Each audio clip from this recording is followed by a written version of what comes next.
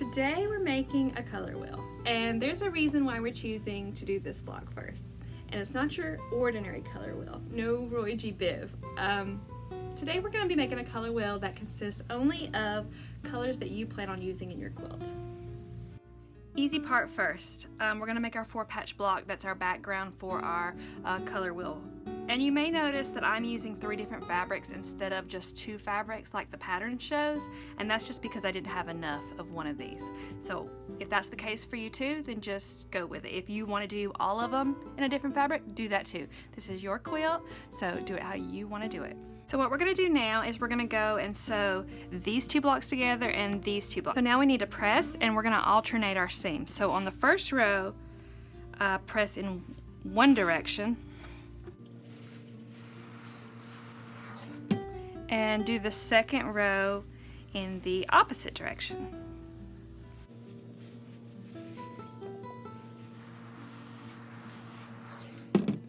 You're going to lay your block back out, and you're going to make sure that everything is going the right way before you pin and sew again.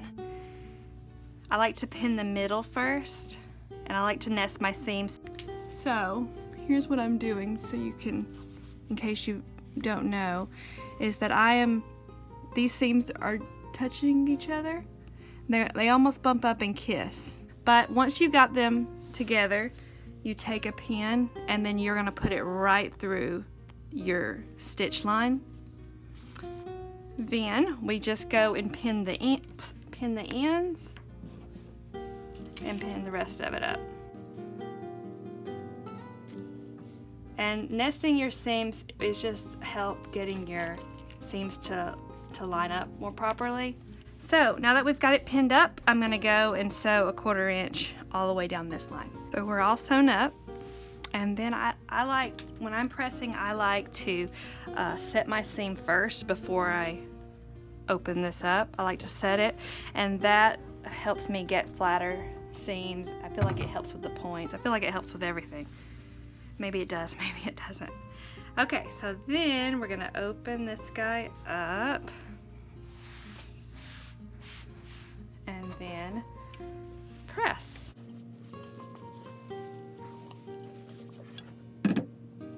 So there's our 4-patch. Moving on. You plan on making a quilt with a variety of colors. I would tell you to use at least one of every color that you plan on using in your quilt in your color wheel, because your color wheel is going to act a little bit like a reference for what colors you're planning on using. Now when I make quilts, if I'm making a quilt in all blues, then I like to use all the shades of blue. I don't want to stick to one shade of blue. For my quilt, this is my color palette. I went with all fall colors, and I wanted a lot of different shades of blue, some dark colors. I really like this. Let me lay it.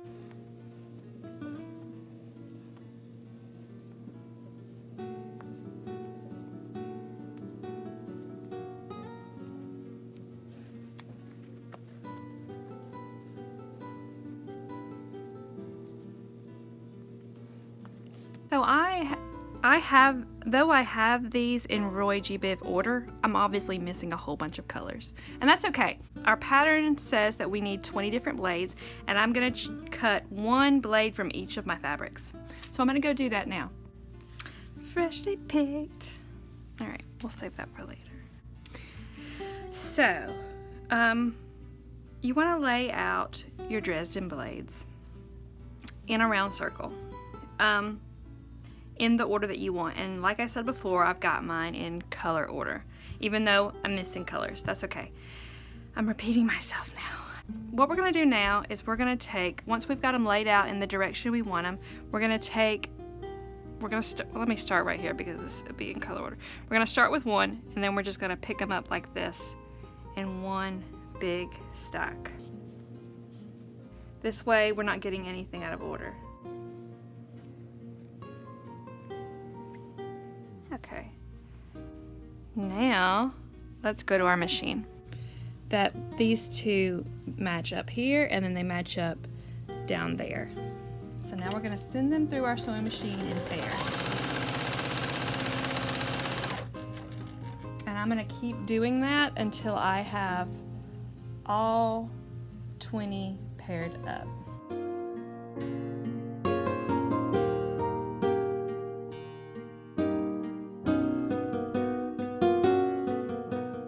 You also want to make sure that you're keeping these in order, so just stack them up like this.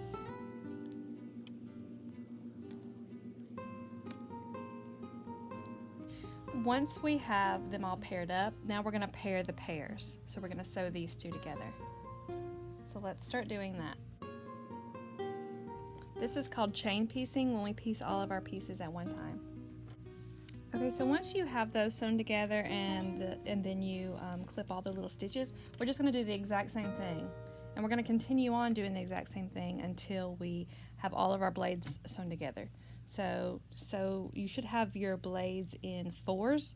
So now you want to sew your 4s together. So now we're on our last part of this, and we've got something that looks like this, and then you just want to close it.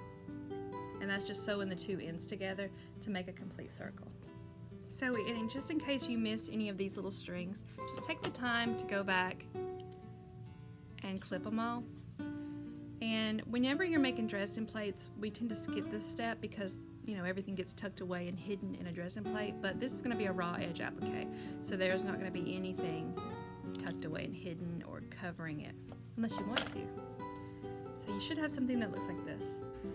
Now we have a color wheel, color wheel. Oh my goodness, I love it so much. Okay, so we gotta press it. We're gonna flip it to the back. Get your iron. And then just start ironing all of your seams down to one side. Doesn't matter which side, pick a side.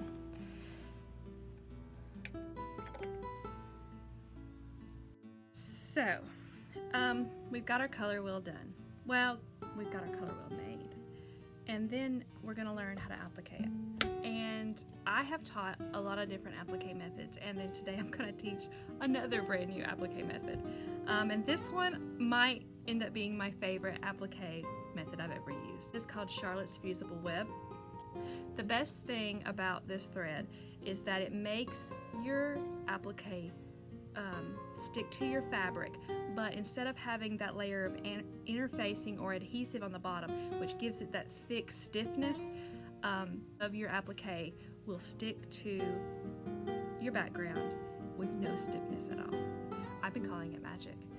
So what you want to do is you want to take your Charlotte's Fusible Web and you want to wind a bobbin with it on there. For the top thread, you want to have a polyester thread, and you want polyester because cotton thread has fuzz and polyester doesn't, so you want to choose a dark polyester thread. And don't worry too much about the color. You want it to be dark so that you can see it, because we're going to pull that thing out, and I'm going to show you how to do that. So just to recap, here's my polyester thread in a dark color. Here is my Charlotte's Fusible Web coming out of my bobbin. We are going to take and close to the edge, and you want to make sure that you leave a long, not long, but a good sized tail on your polyester thread, because like I said, we're going to pull this out in a minute. And we want to get as close to the edge as we can get, and we're going to start sewing. And I'm just using your everyday stitch length, nothing special.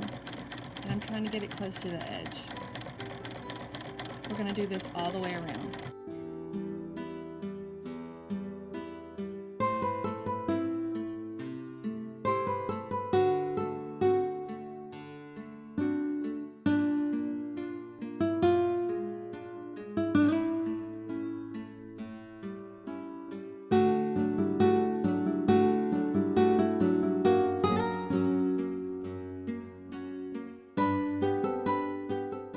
Okay, so I'm almost back where I started. I'm just going to move these threads out of the way, and then I'm going to meet my stitch.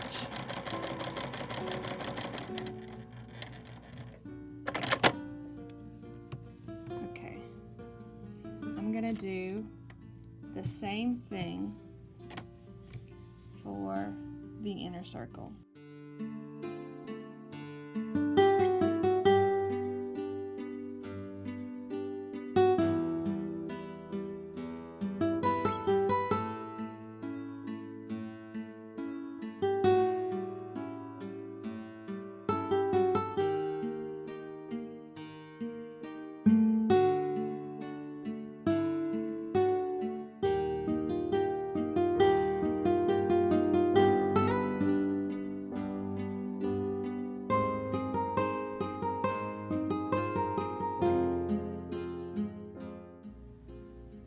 So you want to get your background smoothed out, and then we're going to lay out our color wheel, and here's how we're going to center this.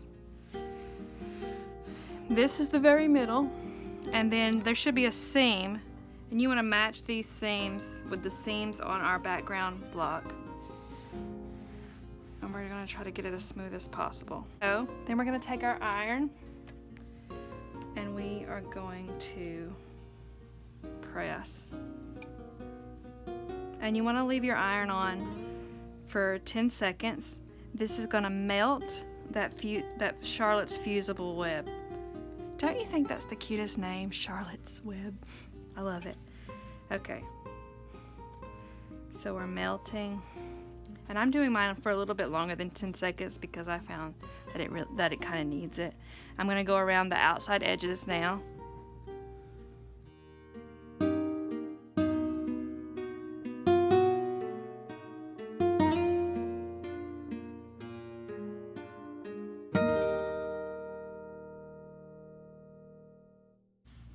Okay, and you'll notice that you don't have any kind of stiffness or anything like that.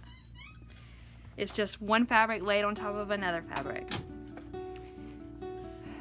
I do a lot of applique in my quilts, so for me this is like a very joyous occasion when I don't have that bulky applique. Because not everybody's got time to hand applique everything. Although I do love hand applique. Okay, so I think that I've done a good job here. There's a few places where it's being a little stubborn and not sticking. And you want to go and check and just kind of use your finger, and if you feel a part that's not sticking down, just iron it a little longer. And this is not permanent, so we're gonna do a decorative stitch all the way around this.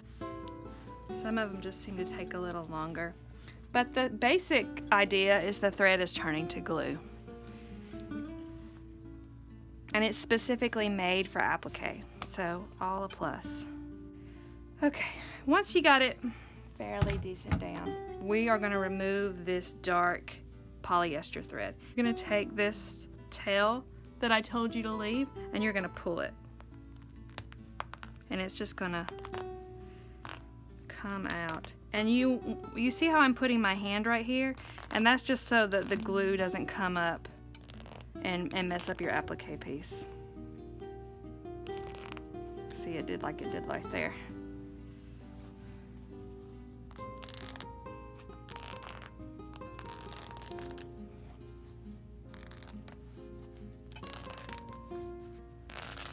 Alright, get rid of that, and then I'm going to do the same thing for the inner circle. And I didn't leave a good size tail on this one, I completely forgot, but there it goes. Oh, no, I'm okay.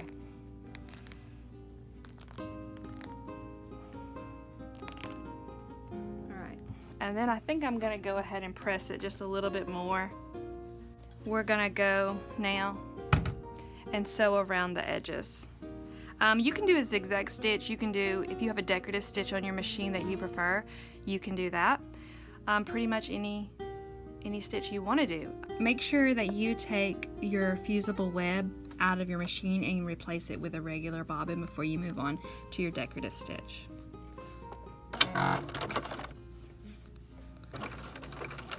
And then I'm just going to stitch around the edges.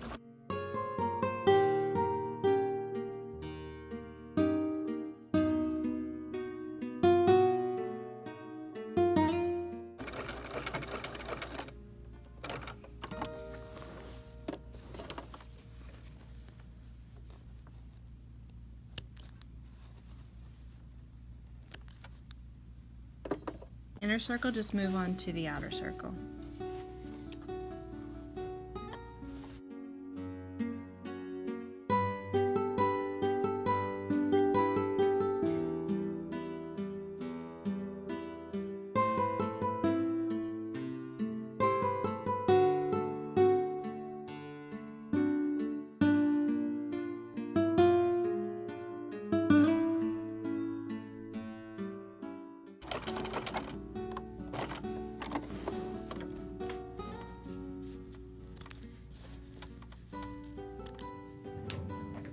So you should end up with something that looks like this.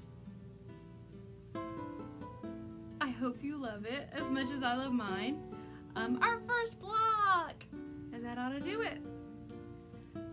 So don't forget to post about your blocks on Instagram to win the prizes that Havel Sewing is giving away.